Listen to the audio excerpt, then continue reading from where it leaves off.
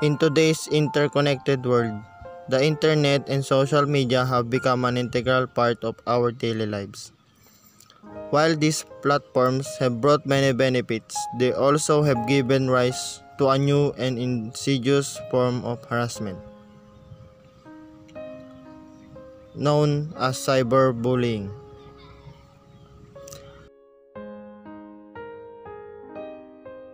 Defeat.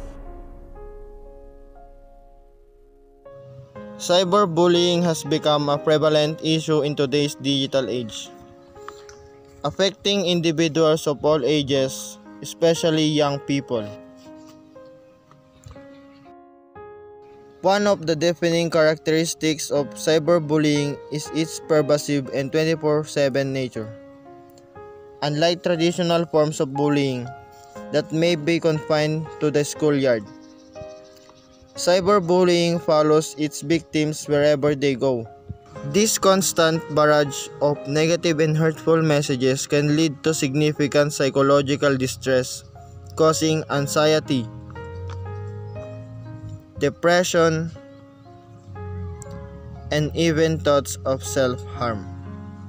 A hurtful message or humiliating image can be shared and spread exponentially within a matter of seconds. Research has shown the victims of cyberbullying are more likely to experience low self-esteem, social withdrawal, and academic underachievement, creating a ripple effect that can impact their future prospects and overall quality of life.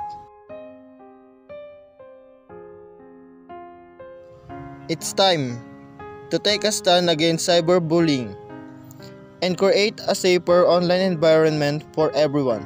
We can make a positive impact and create a safer digital world for all. Stand up against cyberbullying and be part of the solution.